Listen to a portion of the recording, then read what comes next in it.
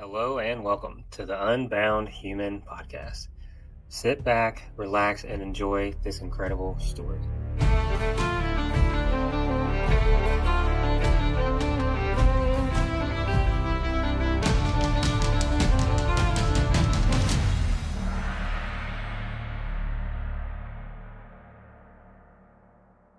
Well, hey, Mercia, I really appreciate you coming on and talking to our audience today and sharing your time with us this evening. And I would love for you to introduce yourself to our audience. Hi, Ben. Thank you for having me on the podcast. I'm really excited. My name is Mercia Martin. I'm a physical therapist, primarily working with neurological population. I'm relatively like a recent grad. I graduated in 2020. And I'm also a Congolese immigrant. I moved out of my home country, Congo, Central Africa, to study in the United States, and then ended up just like finding a passion for physical therapy. And that's about it. That's the gist of me. So that's in a nutshell. I like it. And so to kind of get the ball rolling tonight, you mentioned that you work with the neurological population. So I'm kind of curious, like, what really inspired you to specialize in that population and work with them? It kind of like I feel like I like to say that like neuro found me.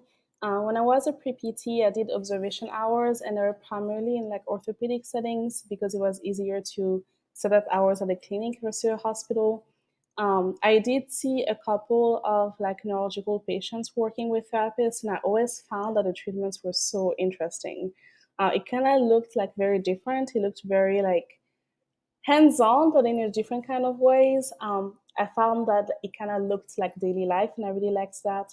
But it wasn't until I was in PT school, like studying like neurology, that I fell in love with it. Like I found the brain so fascinating, like the way that it's like everything connects with each other. It's just like such a mystery to me. And so around like middle of my second year of PT school, like that's when I figured out like, yeah, like this is what I want to do. But I still really like ortho, and I didn't want to lose my orthopedic skills. So going on clinical rotations, I like asked if I could have a mix of both. And whenever I graduated, I was like, oh, man, I would love to primarily work with neurological populations, but still get to see some ortho. And so now I work in a setting where most of my patients is like neuro, and then I still have like a few ortho patients here and there. And so yeah, I get to see like a mix of both. That's really incredible. Could you kind of elaborate on like what a treatment session might look like? Because I know a lot of people out there see physical therapy, they know the orthopedic portion where you have a total knee and stuff, but the neurology stuff is very interesting, and I'd love for you to kind of talk about too how fascinating the brain is and why you found it fascinating. Yeah, definitely. So a neuro treatment session, especially in the outpatient setting, uh, can look completely different based on like patient diagnosis, based on what we're working for. But I would say like a big overall theme that we see in neuro rehab, which kind of sets it apart from ortho, is how heavily it is focused on function. So a lot of like the initial evaluation and trying to figure out like the plan of care relates directly to the functional limitation that the patient has. So, patient may come into the clinic and say, like, I really have a hard time getting up from my couch. I really have a hard time walking, taking step, making my way to the park. I used to like play like basketball, and like now, like I had a stroke and I can't do that. And so, all of the session is like tailored towards that. And so, I see patients like one on one for 45 minutes. And in those 45 minutes, we try to get as much like high intensity repetitions as we can of the activity that they can't do. So if we're trying to learn how to walk again, then we do like high intensity gait training, whether that's on a treadmill, overground, in a parking lot, on grass, on ramps, doing curbs, and all the things. If they have issues sitting at the edge of bed, maybe the session looks like working on sitting balance at the edge of the bed.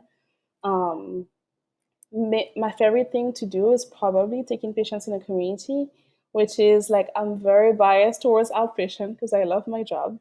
But it's one of the reasons why I knew I didn't want to work in a hospital setting and I went to work in outpatient is because like how easy it is to schedule something in a community.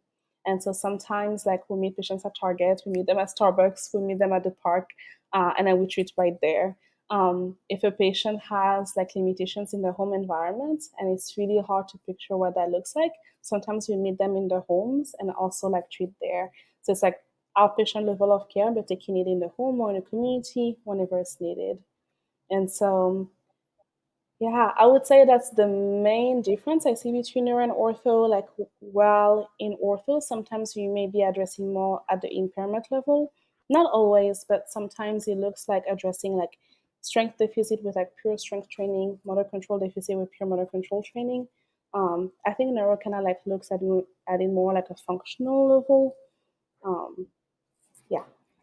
No, and I love how you mentioned that like you guys will actually meet them in the community, so like in settings in which they're going to be, living their daily life in and stuff. And that's really cool. And I'm kind of like you. We actually just finished our clinical neuro class. So, like, we're all like excited about neurology and just the fascination with just all the spinal cord stuff, the brain, how it's all connected. And just there's just so much more. And it's still like, it's just like a fire hose of information, which was incredible.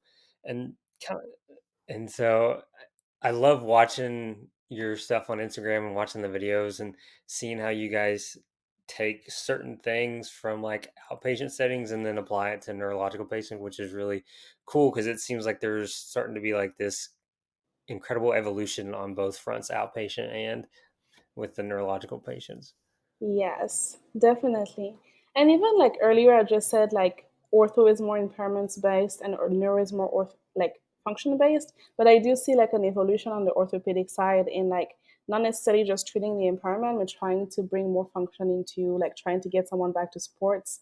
And then on the neurological side, sometimes you do impairment based things. So I like how you use the word evolution because that's a good term for it. Like the two worlds are kind of like overlapping, and so I love that you like are looking forward to like neuro too, because it's I'm biased because I love neuro so much, but yeah, it's fun. We have a lot of fun. Yeah, it's definitely interesting stuff, when you look at it and like what they do and I'd love to kind of go down a path of talking about misconceptions that maybe society has with that population, especially because you work with people, with like Parkinson's disease, spinal cord injuries and stuff. And I really think it would be great to talk about misconceptions and like really tell people like these people are really capable of, more than you think. Yes, that's a really good question. I think one of the common misconceptions I see, and this is more, I would say, a general population misconception, is people don't know a lot about paralysis. So a lot of people see someone that's like in a wheelchair or that has some mobility deficits, and they think that the person was like born that way. And in some cases, that's true. There's a lot of congenital diseases that we treat. Um, However, there's so many conditions that result in like complete paralysis, partial paralysis, whether that's like a traumatic brain injury, a spinal cord injury, a stroke, some like undiagnosed like neurological conditions that we don't quite have names for.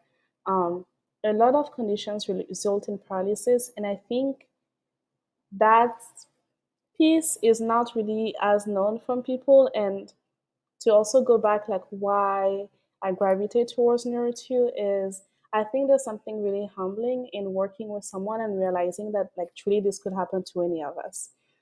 Whenever people have like a lot of stigma and negative ideas as it comes to disability, it's kind of like an othering. Like you look at someone and you're like, oh man, like like poor them or they're in this condition, but you don't realize that truly like this could happen to any of us. So many of my patients had like traumatic accidents that like they couldn't have predicted, whether it was a car accident, like a diving accident, a UTV accident, a motorcycle accident. And so realizing that paralysis is more complex and it's not always congenital, I think is the first misconception. And then another one I would mention, and this one is more a misconception within the realm of like therapists, like all like the healthcare realms, is that we like sometimes assume that disability comes with like frailty, like kind of like we think like, oh, like we can't do like intense things, and like that could not be more than false. There is so much intensity that you can reach working with neurological population. There is so much that they can do. There is so much benefit to treating intensely.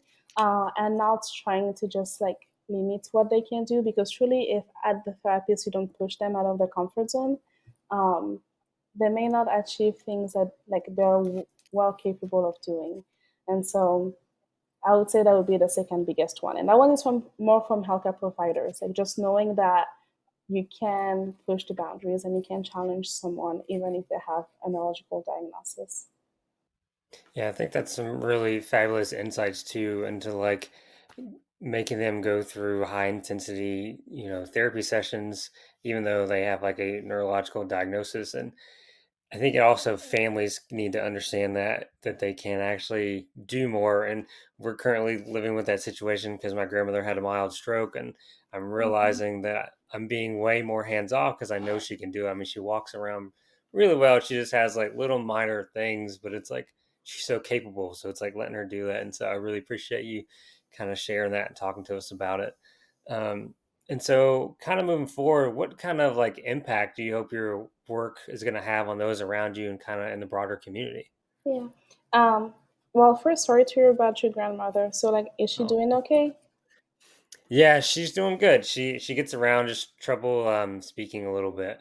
But I mean, like it's incredible, and like I have to also kind of force family members to be like, just it's patience, and she can do it. I mean, she can get out of the chair, she can go to the bathroom, stuff like that. She can step over the tub. We just kind of are there to help her balance. But other than that, she does everything pretty well on her own, and trouble eating. But that's like it's like fine tuned things. Okay. Thank you for asking, by the way. I appreciate that. Yeah, and I'm glad you're there to like tell your family members to like, cause yeah, like you need to like let people do things so that they can like learn and grow, because it's like neuroplasticity. Yeah. Um, but I think you asked about impact. Was that your question? Yeah, I'm just kind of curious, like what kind of impact you really hope to plan to make in like just the neurological community that you're working with currently. I think like I like going into the profession, like when I was like young. I'm so young, but like I thought I was like, I'm gonna change the world. Like I just wanna like like help people. Like that's like classic thing that like everybody that enters healthcare says. Um, and it sounds so basic, but it truly is. Like I really want to help people, but I think further than that, I have like a big place in my heart for people that are like uninsured or underinsured, and like I like my hope as like an internal optimist is like that one day we like live in a world where people receive like high quality of care regardless of like what is in their bank accounts. And so I hope to kind of like spread that like throughout the world, and I hope for like more and more like people to that have the funds to decide to like open like nonprofit organizations so that this care can be accessible to different people. I think that's a big thing that I would love to do, because I think there's such a need. There truly is such a need. It's not like there's nothing as frustrating as like working in healthcare and like having a patient doing so well and then having an insurance limitation that kind of like limits your plan of care. And I wish it just wasn't this way. So whatever I can do to like help that be better is what I'd like to do. Yeah, I'm right there with you. That's something society I think is maybe starting to understand is like how limiting insurance can be, and that's where you see like a plethora of physical therapists kind of starting their own like you can say cash based whatever you want, not away from insurance, which there's those are great, but the nonprofit pro bono stuff is really kind of what we need. And I also think that the way our philosophy is when it comes to working with patient healthcare and being movement experts is like I think where we really stand out is like patient education, and I think that's a big thing. I agree 1000%. And I think even like considering like a healthcare profession, like you look at like, medicine and other professions, I think what's so beautiful with like being a physical therapist is you don't need a whole lot to treat. You can be really, really creative, and like that knowledge that you have in your brain, you can like meet someone on the street and figure out something with like a PVC pipe that's like lying around. And so that makes it pretty unique because it like creates this profession that's so easily um like transferable to the community environment and the pro bono work. And other professions in medicine, in healthcare, don't have that. If you're a surgeon and someone really needs surgery and you don't have like a sterile field and like something to cut, like you're like, wow, what can you do? Or if there really needs this medication and you don't have that, like what can you do? Like so many other professions rely on tools that are also needed. But as therapists, like our gifts is like the fact that everything we can do lies just like right here. And I think it really creates like opportunity to like treat people like right where they are without much. Yeah, that's something our program really pushes is like meeting people where they're at and then, moving forward with that plan of care, which is I find very interesting. And then we're also like fitness forward, which that can apply to any population or environment a physical therapist works for. But and you're talking about pro bono work and stuff like that and really wanting to help and I feel like that's the quality you see in every physical therapist, which is great. They have those personal skills, but you also mentioned on your Instagram that you eventually kind of want to do a pro bono clinic back in the country from where you're from. And so I'd love to maybe for you to elaborate and tell us about that. Yeah, that's like definitely a big dream of mine. And I don't know like what that's gonna look like, what the timeline is going to look like, but there's like a part of me that feels like it's all like almost like my duty. And I know like some of it is like as an immigrant, like you're like brought up one way and then you have this amazing opportunity to get your education in another country and you almost kind of feel like if you don't give back then you're like, am I really helping like people back home? And so um, I would love to be able to start something back home where I can bring both like physical therapy and also like medicine. My sister is a physician, so it's like a family it's like a family project. um, and but I don't want to do it like just in Congo. I would like to be able to like target like several like underserved area. It fits very much into something that's like a value of mine and it also fits much into my faith. So I really believe, like, I'm a Christian, I really believe in like giving back and like showing like God's love to other people. And so my 5, 10, 20 years would be to be able to have a nonprofit organization, um, preferably on a boat. And I know it sounds I know it sounds weird, but I think it's like there's such a need that I think that if it were to be like a brick and mortar place, I would encounter the issue of like knowing when to say no based on like funds. But if it is on a boat that goes to the coast of like different country from like a specific amount of time, then I think that like you can reach like like a wider base of people. And then you're like, okay, I'm like 2 weeks in Congo, 2 weeks in Angola. I'm like traveling up the coast and then reaching people where they are. So pro bono clinic on a boat off the coast of Africa is my 10-year plan, and we'll see what happens to that. But yeah, Yeah, that's like very interesting that you say on a boat. I love that though because it's very unique. But then it like takes that concept of like traveling, right? Because you have travel PTs that go around the states, and some even go to other countries and work. And so that would be very different. And like you said, you could go port to port, so then you could anchor. And it's kind of like the Navy has like a hospital ship, so it would be like a similar thing, but exactly. it'd be a family project, which would be absolutely perfect. Yeah, So no like business plans written up yet or anything. no business plan written up. I very much am a chronic overcommuter. And so in 2024, when the year started, I said that my goal for the year was to slow down. And so no business plans yet, and we'll see what the future holds. That's perfect. Um, some interesting thing because you're talking about your faith, and so I'm kind of curious how you think like the philosophy of physical therapy and like your work coexists with like your religion beliefs. I think that's kind of important because it makes you who you are, and then it makes the way you interact with your patients that way as well. Yeah, definitely. I think your belief system is like so integral to who you are as a person. For me, it's a big part of my identity. But every like core value that is present in my faith is also reflected in physical therapy.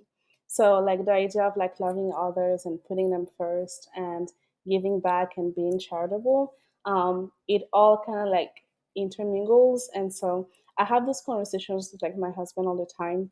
It's like a blessing to, I think, work in the healthcare profession, because it's such a rewarding field that there isn't a day where you like, man, like that's what I do like makes sense. Like that's what I do make a difference or matter, because you see it every day.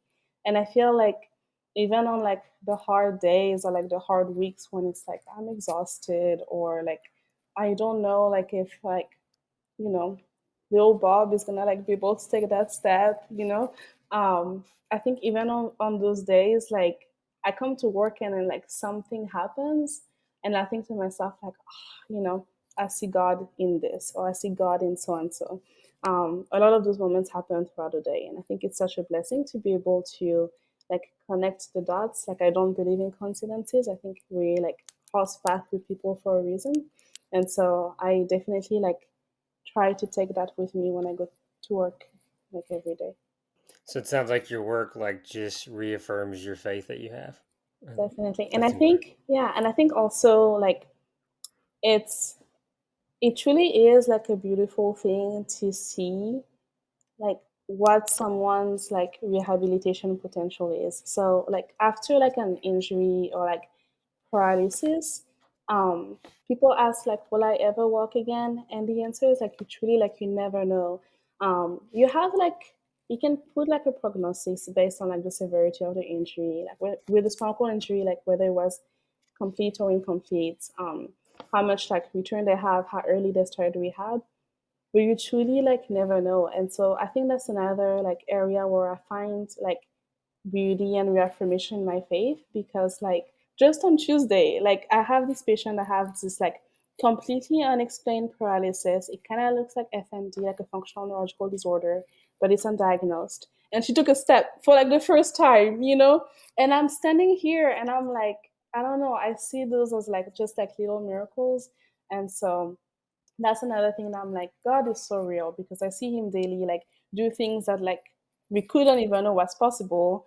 And I know it's not by doing, because I'm just standing there and telling you to like do one more rep. It's like it's definitely not me. So it's just it's beautiful to see those little miracles happen.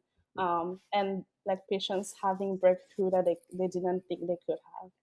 Again, that's what I love about this profession is just like you said, that reaffirming of like even if you don't have like a Christianity faith, but you have some type of belief, or you're just that, wholesome person.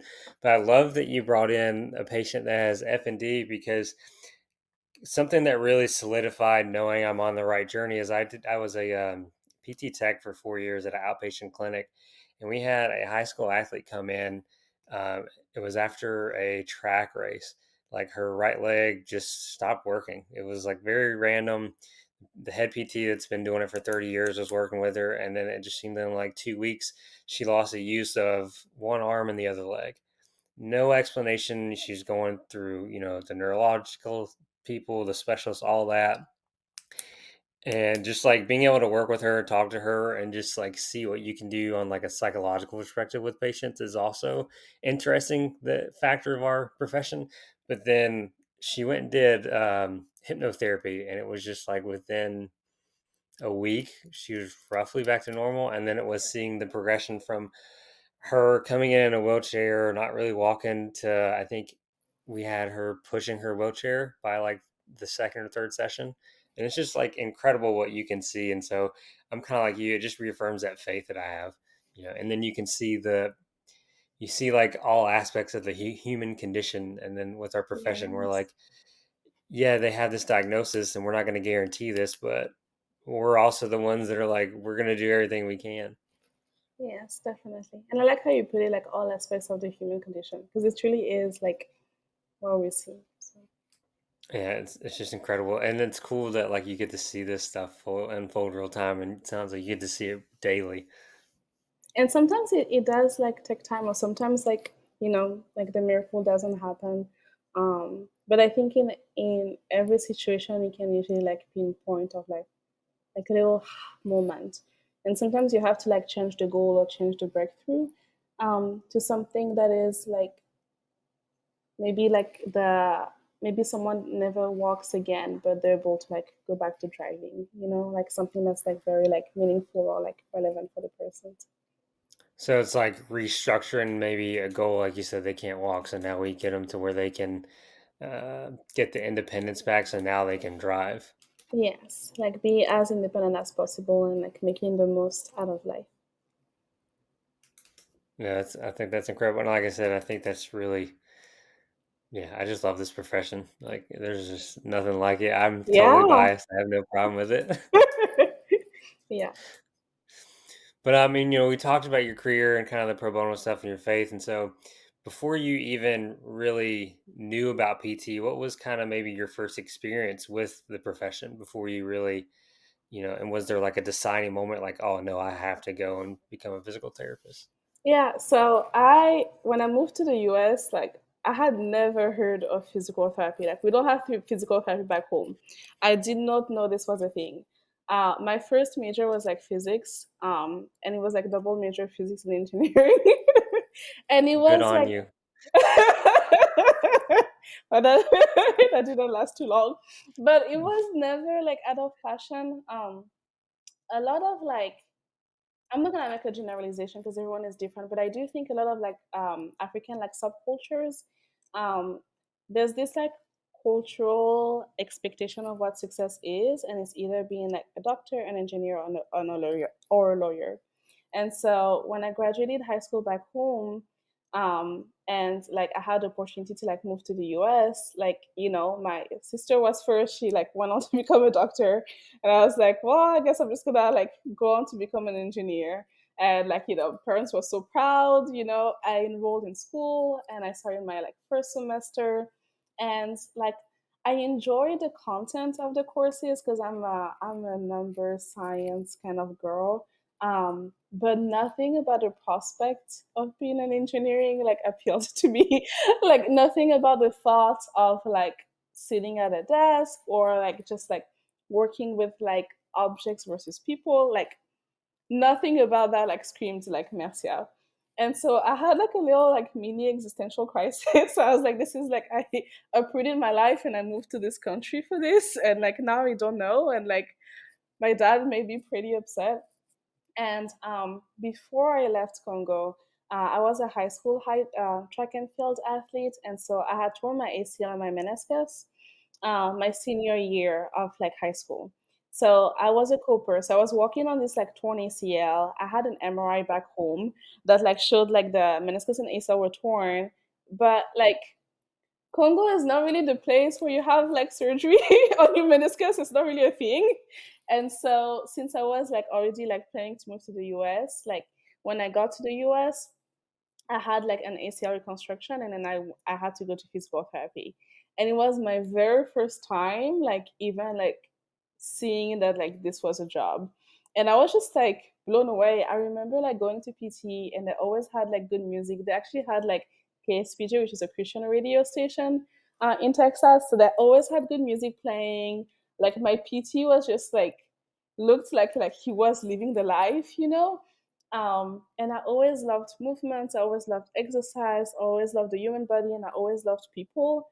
And I was just like looking at him. I was like, "This is a job? Like you're getting paid for this?" Like, I was blown away. And so it was at that point that I was like, "Yeah, let me like switch my major. Let me figure out like how to become a physical therapist." And so I just started with like observation hours first. So I was like, let me make sure. And with every observation hour, I was like, this is so cool. This is so cool. This is so cool. And so I finally sat down with my dad and I told him like, hey, like I'm not gonna be an engineer. And he about like freaked out. And it took him a while. Like he thought it was like a mistake. Like he thought I was gonna make no money and end up in the streets. And so yeah, but like there was no turning back because like it went from like, oh, this is cool, like, oh, this is interesting, to like kind of feeling like this is the fulfillment of like everything I was made for. It truly like did like have this sense of being a calling. It's like it's everything. It's the movement aspect, it's the people aspect, it's like the healthcare aspect, it's the everything. And so I'm so happy I'm a PT, even when I'm super tired, even whenever I'm like, this is a lot, I just like this profession is so unique in so many ways, and so I'm very grateful to like get to do this. Like I get to do this every day. Like it's such a blessing. Yeah, I really love how you said it's like everything you thought it would be, and it's very fulfilling because I feel the same way. Like as I, go into my program every new semester, quarter, whatever you want to call it, we start new classes, and then I get just dive deeper and deeper into all these information about the human body, treatments, things like that. I'm just like, yeah, I was like, I was made to do this. Like, I just feel I'm Aww. like you. I get to do this. I'm on the right path. I'm right where I'm supposed to be. Everything's gonna work out, and I just see things working, and it's been incredible. And then I get to meet people like you, and who are just inspiring and talk about themselves, and that just it reaffirms again that this was the right choice. It's a great profession, and like you said it best. It's a very unique profession as well. Yeah. Ben, how did you decide you wanted to be a PT? It's a kind of I can make it a short story. So, after high school, I joined the military here in America, did my term of service, got out, um, bounced back and forth about going back in because I was not happy being back where I'm from. Not that that's a bad thing. And I met the physical therapist that I worked for 4 years, and is actually a very close friend and mentor of mine. And I was like, I'm gonna go back in. I don't like college. I'm not made for this. And as we talked about his job, he's like, come work for me while you finish school. And I was like, okay. And then just through that, getting involved with the patients and things like that, and conversation with him and meeting people, I just really started to connect the dots. And then I got into my exercise science classes, and I was like, okay, this is very interesting. Um, and then I would say probably the like most defining moment was working with that girl that had FND, and I was just like, the way he was like, he basically was just like, her insurance is about to run out, and like what we were doing really wasn't working. But he's like, we're not gonna just set them to the side. He's like, we're gonna try everything we can. He goes, because it's the right thing to do, and it's what you do. And I was like, yeah, things like that make me like, let's do this. And then ever Yes, since I started school, I was just like, yeah, this is it. I love that. Yeah, appreciate it. I don't tell that story often, but I really like it, and it's cool because like since I'm still around here, because like I said, my classes are online, and I go occasionally to Knoxville. Like if I need something, he's there, or when I have breaks, we catch up, and it's just cool to like talk about stuff, and I can see like what patients he's working with, and just it's just full circle. Oh, I love that. Like it's such a full circle, like you said. And what motivated you to start a podcast? So in May, I just kind of decided that I wanted to do it because, like you, I kind of like the pro bono stuff, and I did like a, I did too much of a YouTube rabbit hole on online businesses and things like that, and I had experience working with adaptive athletes because that's kind of what started the podcast was adaptive athletes, and I'm kind of in the process of rebranding just a little bit, but I really like that population. I like their drive. They try everything. It's kind of like the patients you work with. Like, yeah, they just try really hard because they know that if they can get back whatever they can get as long as they put in the work. And not saying every patient, every environment is terrible, or you have patients that aren't willing to try, but it just seemed with adaptive athletes you have that, and I'm sure you see like patients that really are trying and want to be there, and they do put in the work. And so that kind of started, and I actually used to climb with an adaptive climber, and so training with her, talking to her and while I was getting my education and working at the PT clinic, I was just like, I really just kind of am navigating to this population. And then I was like, I wouldn't be on this path in life. I don't know where I would be if I hadn't have found or had that conversation with the physical therapist. His name's Kevin. So if I hadn't had a conversation with Kevin, then worked for Kevin, and then have him in my life and start PT school, I never would have found this. And so I'm like, well, our profession, like we're talking, is just so unique and it's so special that I want everybody to see that, and I want people to realize like just what we bring to the table because we go and we get this education, which is very extensive. I mean, it depend on your program. It's a 2 or 3 year doctorate, and a doctorate means something, and so it's a lot of information, and we help people. But and I hate bringing up finances, but it is a conversation you have to have. Is if you look at other healthcare professions versus us, comparably, it's not the best. And so I would love to Definitely. just bring awareness. And then now the evolution of our profession is the direct access, which is really incredible that's happening, which is why you're seeing that movement to these people going out and starting their own businesses. And so I just feel like if I can do more to give back to both the profession and then find an environment I love working in and bring both awareness, I'm making an impact, and then I can still go be a PT after I graduate. Aw, I love all of this. Like Yeah. it really is cool. Like that you're like, let me start this and that you started that. And so I'm excited to like watch your podcast grow and like see where it goes. And so I love that. Yeah, I appreciate it because, like I said, it's really incredible. And, I've just had a good time doing it. And I think that's what's going to keep me around a long time. Like, I'm not really worried about financial stuff or anything. It's a great time. I get to meet people. We get to share stories like we're doing. This is the most I've actually talked, which is very ironic. Usually I'm trying to highlight everybody else. So I really appreciate asking those questions. It means a lot. Yeah, yeah. So back to you. So kind of moving forward, we've talked about your pro bono clinic, but I would love to. I think it would be really cool if we just dive into the brain and you tell us like the most fascinating fact about the brain that you like. Wow. Because I mean, there's so much to know, but I think talking about our passions is, really gonna just bring in listeners and like they can just feel it through this conversation. That is such a good question. Ooh, ooh. Okay. I think like something I think is like really cool. Is your audience primarily like students, like general population, like healthcare professionals?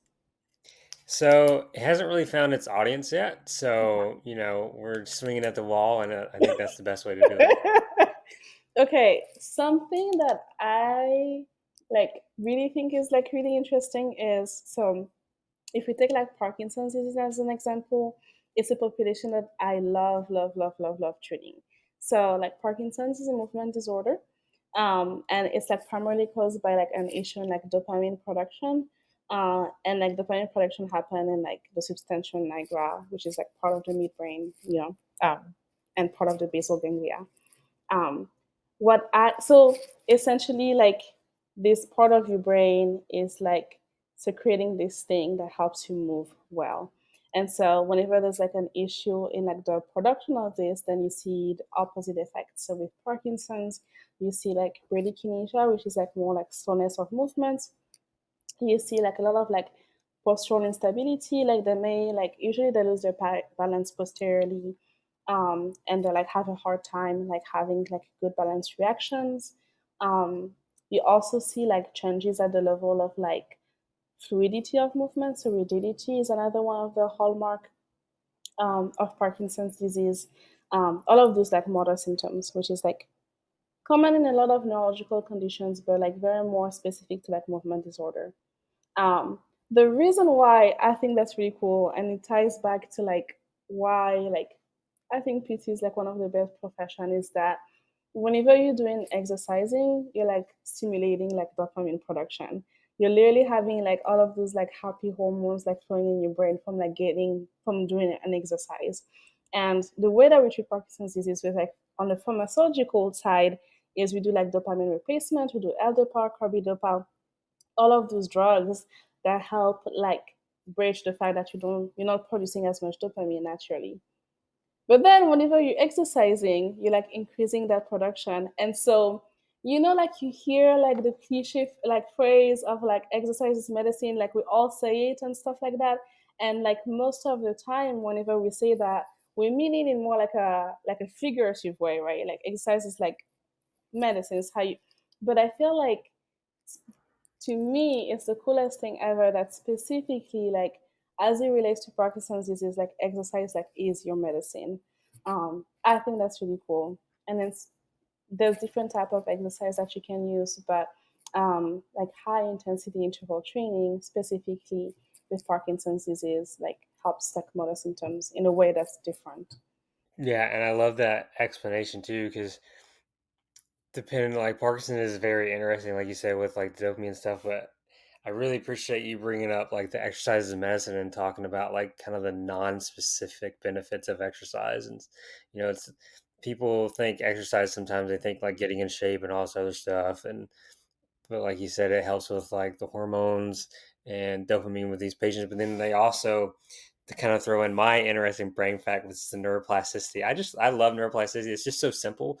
But like, you're like you work with that Parkinson's patient that might be having trouble with the gait and other things, and it's like you put them in these situations where their body learns that they can do it, and so now they've just like adapted. And I think that's what is really incredible, was just the adaptations our body and our brain can do just from that learning process too. Definitely. I think like neuroplasticity is also like tying it back to patient education is probably like one of the most important thing like we need to educate our patients about because most of the time like they've never even heard the term. And so being able to like talk to them about it, but then also like explain like the principle, like saying like repetition is key. Like we're going to do like a lot of all of those things that neuroplasticity can happen. And then like including like salience, which is one of the other principle.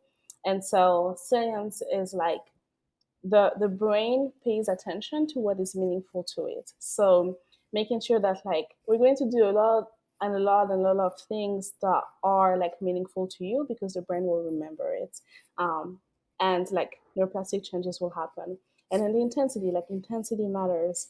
um, I think like all of those things are like really important, because like when patients are like educated and know that like the body in a way can like heal itself, I feel like it pushes them to like be more like like intense with their rehab and like know like okay, I really need to do this so that I can like get the most benefits that I can. Yeah, and I think that's something combined with that patient education is trying to make the patients understand and aware that like eh, it's not a quick fix, when the body heals itself, and like it's designed to do that. And I think that's where we come in. It's like we understand, you have that authentic conversation with them, like you were talking about, and you're just with them and you educate. And I think, like I said, we just keep going back to like why our profession is just so unique. Yes, absolutely. Well, Marcia, my last question for you, and I'm really curious, is how do you kind of want to be remembered? Oh, that's a good question. That's a really good question. um I think I really really would like to be remembered by my faith. Like I like I'm natural. I'm like an optimist person. I'm usually like positive, not always. Like I have I have my rough days, but for most of the time I'm positive. But I hope that like people just like don't like attribute all of those characteristics to me because it truly is like I'm just a vessel. I truly just am. And like I'm like there's nothing like I'm not like great or anything like that. But I do serve a God that is so like magnificent and he's so gracious and he's so loving. And he has so much compassion for the world. And he's so merciful in so many ways. And so like I hope that people like when they think of me, I hope they remember like the faith I carried, and I hope that they remember that like God like also loves them and is also like can be merciful to them and charitable to them. And so I hope that's like the memory that sticks more than like anything else. Yeah, that's a beautiful answer. I really appreciate you sharing that, and I love how you said you're an optimist, because I think optimists are going to rule the world, right? Because it's just like, you know, whether you say half glass full or full cup, whatever, we're just like, we can do it. And I think you have to be an optimist to be a physical therapist. So That is looks very like you're in true. the right profession. That is very true. Okay, well then I have one last question for you then. Like how would you want to be remembered? I thought about this the other day, and I was like, I just want to be known as the guy that never turned anybody down. And like the best way that I can explain that is, you think about like the days where it's been a long day, you're ready to go home, maybe you have plans in the evening you're trying to get to, and then someone comes in last minute, they're in pain, yada yada yada, you can help them, and instead of being like, okay, come back tomorrow, it's like, no, come on, I got you. Because I feel like with that, not only will you gain like a very loyal and respectful patient, they're also probably going to want to do the work to get better. And it's just, we've gone through, got this education and got these skills, and that's what we're there to do, is to do that for people. And so being the person that will just step in, grab that person, say let's go, even if it's for a quick 30-minute eval, I can at least give them either an answer, and they're going to be very like thankful for that. So I love that so much. Aw. awesome. Well, I appreciate you asking questions. I really love that. Thanks. Yeah, like it was like a great conversation. So I appreciate you reaching out and like just I'm just very grateful. Thank you for having me. Yes, definitely. I can't wait to watch your stuff and follow you on Instagram. And now I'm going to start making comments on some of your interesting posts, because you have so much stuff on there. It's just fascinating. Thank you. Thank you so much, Ben. Yeah, thank you.